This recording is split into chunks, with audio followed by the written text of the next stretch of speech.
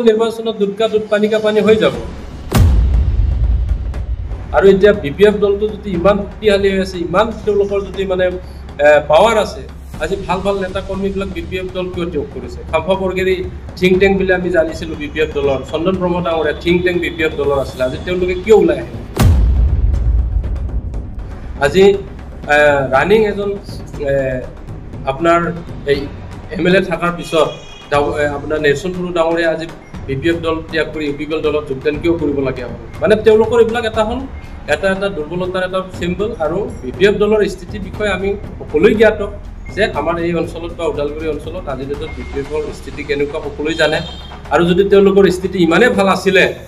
আজি বাই ইলেকশ্যনে যেকেইটা হৈ গ'ল এমপি ইলেকশ্যন যেকেইটা হৈ গ'ল এটা ইলেকশ্যনতো কিয় জিকিব নোৱাৰে এতিয়া তেওঁলোকে প্ৰশ্ন কৰে যে যোৱা সময়ছোৱাত আমি মাত্ৰ 12টা আমি জিকি চৰকাৰ গঠন কৰিলোঁ তেওঁলোকে 17টা পাইছিলে 17টা পাই তেওঁলোকে চৰকাৰ গঠন কৰিব নোৱাৰিলে মই আপোনালোকৰ মাধ্যমৰ জৰিয়তে মই জনাব বিচাৰিছোঁ যে আপোনালোকৰ যিটো প্ৰশ্ন যে মধুবাৰী সমষ্টিটো আমাৰ হাতত নাই একচুৱেলি মধুবাৰী সমষ্টিটো আমাৰ হাততে আছে কিন্তু মধুবাৰী সমষ্টিত যোৱা নিৰ্বাচনত আমি কম ভোটৰ ব্যৱধানত আমি হাৰিছোঁ আৰু এইবাৰ 2025 চনৰ যিটো বিটিআৰ নিৰ্বাচন হ'ব মধুবাৰীত ইউপিপিএল দল হিচাপে আমি খুব ইজিলি আমি ইয়াৰ পৰা আমি নিৰ্বাচিত হৈ ওলাই যাব পাৰিম আমাৰ প্ৰাৰ্থীজনক আমি জয়ী কৰাব পাৰিম তাৰ কাৰণে কোনো আমাৰ সন্দেহ নাই আৰু আমাৰ দলীয় কৰ্মকৰ্তা বা আমাৰ মধুবাৰী অঞ্চলৰ যি ভোটাৰ ৰাইজসকলৰ যিটো নেকি তেওঁলোকৰ পৰা আমি যিটো অপিনিয়ন লৈছোঁ আৰু সেই অপিনিয়নৰ পৰা আমি এটাই কথা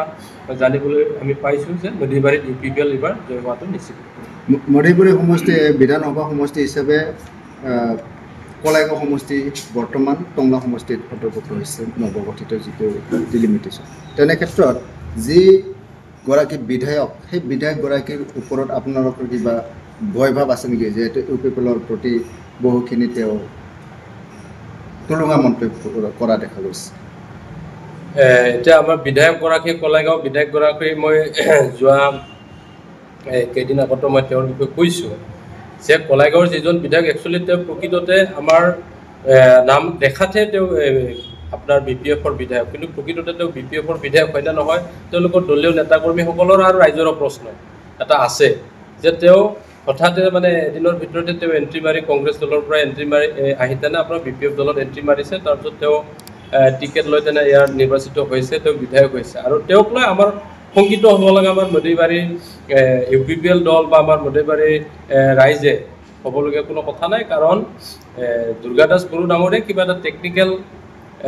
ইছ্যুত তেওঁ যোৱাটো সময়ছোৱাত তেওঁ নিৰ্বাচিত হৈছে ৰাইজে কিবা এটা কাৰণত জিকাবলগীয়া তেওঁ হৈছে কিন্তু শংকিত তেওঁলোকে হৈ আছে আৰু শংকিত হোৱাৰ কাৰণে তেওঁলোকে আজিৰ দিনত দুৰ্গাদাস বড়ো ডাঙৰীয়াই আবুল ডাবুল কথাবিলাক তেওঁ বুকিবলৈ আৰম্ভ কৰিছে আৰু কোনে আবুল ডাবুল কথাবিলাক আৰম্ভ কৰে যিসকলে শংকিত হয় এতিয়া তেওঁলোকে বাৰম্বাৰ এটা প্ৰশ্ন কৰি থাকে দুৰ্গাদাস বড়ো ডাঙৰীয়াৰ আমি ছ'চিয়েল মিডিয়াৰ জৰিয়তে বা মিডিয়াৰ জৰিয়তে গম পাইছোঁ যে প্ৰমোদ বড়ো ডাঙৰীয়াক লৈ তেওঁ সৰব হৈ থাকে তো প্ৰমোদ বড়ো ডাঙৰীয়াক লৈ সৰব হৈ থকা তেওঁৰ কোনো যুক্তিযুক্ততা নাই কাৰণ তেওঁ নিজে নিজক লৈ সৰব হওক বিপিএফ দলটোক লৈ সৰব হওক বিপিএল দলৰ স্থিতিটো তেওঁলোকে আজিৰ দিনত আমাৰ বিটিআৰ অঞ্চলত কিমান শক্তিশালী হৈ আছে এইটো তেওঁলোকে প্ৰমাণ কৰক 25 নিৰ্বাচনত দুটকা দুট পানী কা পানী হৈ যাব আৰু এতিয়া বিপিএফ দলটো যদি ইমান শক্তিশালী হৈ আছে ইমান তেওঁলোকৰ যদি মানে পাৱাৰ আছে আজি ভাল ভাল নেতা কৰ্মীবিলাক বিপিএফ দল কিয় ত্যাগ কৰিছে খাম্ফা বৰগেৰী থিংক টেংক বুলি আমি জানিছিলোঁ বিপিএফ দলৰ চন্দন ব্ৰহ্ম ডাঙৰীয়া থিংক টেংক বিপিএফ দলৰ আছিলে আজি তেওঁলোকে কিয় ওলাই আহিলে আজি ৰানিং এজন আপোনাৰ এই এমএলএ থকাৰ পিছত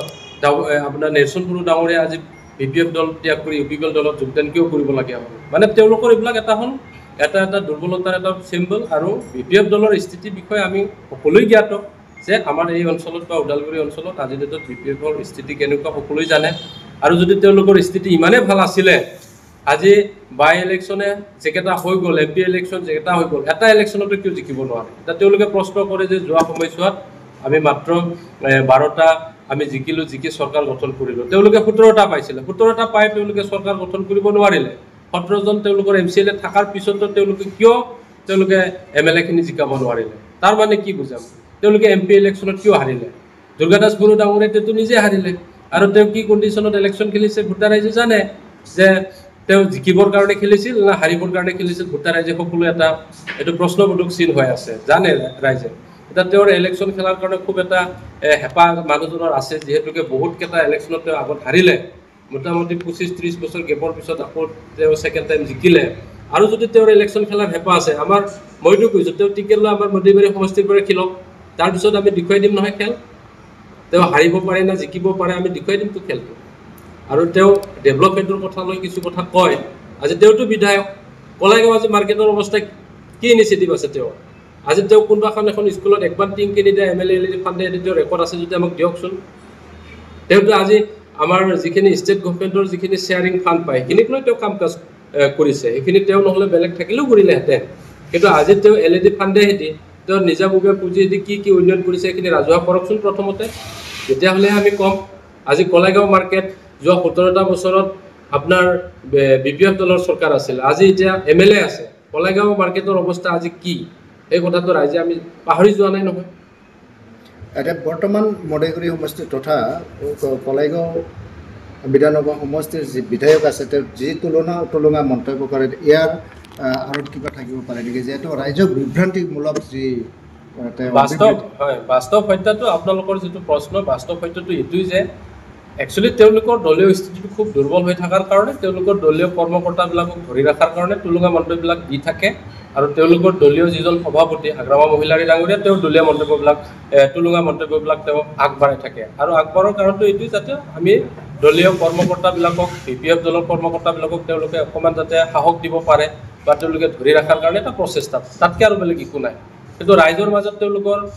বিপিএফ দলৰ প্ৰতি যিটো শ্ৰদ্ধা সেইটো ৰাইজৰ মাজৰ পৰা আঁতৰি গৈছে আৰু বিপিএফ দল যে চৰকাৰ গঠন কৰিব নোৱাৰে এইটো সকলোৱে জানে বিগত সময়ছোৱাত যিখিনি মৰিগুৰিত সমষ্টিত কাম হ'ব লাগিছিলে কিছুমান ৰৈ গৈছে তেনে ক্ষেত্ৰত ৰাইজক কি আহ্বান কৰিব চৰকাৰৰ পৰা কেনেকৈ আপোনালোকে সহায় কৰিব ৰাইজলৈ এতিয়াতো আমাৰ ইউপিপিএল দল হিচাপে প্ৰতিটো ৰাজনীতি দলৰে নিজা নিজা এটা পলিটিকেল এজেণ্ডা থাকে আমাৰ ইউপিপিএল হিচাপে মেডিবাৰী ব্লক হিচাপে বা মেডিবাৰী সমষ্টিৰ কেনেকৈ আমাৰ ইউপিপিএল দলে উন্নয়নমূলক কাম কাজখিনি কৰিব আমাৰ এটা এজেণ্ডা আছে আৰু সেই এজেণ্ডাখিনি আমি আমাৰ ৰাইজক যেতিয়া মত বিনিময় কৰিম বা যেতিয়া মত বিনিময় কৰোঁ তেওঁলোকৰ লগত এইবিলাক আমি শ্বেয়াৰ কৰোঁ যে আমি ইউপিপিএল দলে যোৱা সময়ছোৱাতো ৰাইজক আমি জনাইছোঁ সেইবুলিও আমি জনাম আৰু আমাৰ দলৰ যদি প্ৰাৰ্থী জয়ী হয় তেনেহ'লে আমাৰ মডিবাৰী সমষ্টিত ইউপিপিএল দল হিচাপে কি কাম কৰিম সেইবিলাক গোটেই আমি প্লেনিং কৰি ৰখা আছে আৰু সেইমতে আমি আগবাঢ়িম যিহেতু যোৱা নিৰ্বাচনত কম ভোটত হাৰিলোঁ সেইটো কাৰণে আমি প্লেনিং মতে কিছু কাম কৰাৰ কাৰণে আমাৰ অসুবিধা হৈছে কিন্তু এইবাৰ আমি জয়ী হোৱাৰ কাৰণে আমি কাম কাজবিলাক কৰি আছোঁ আৰু জয়ী হ'ম নিশ্চিতভাৱে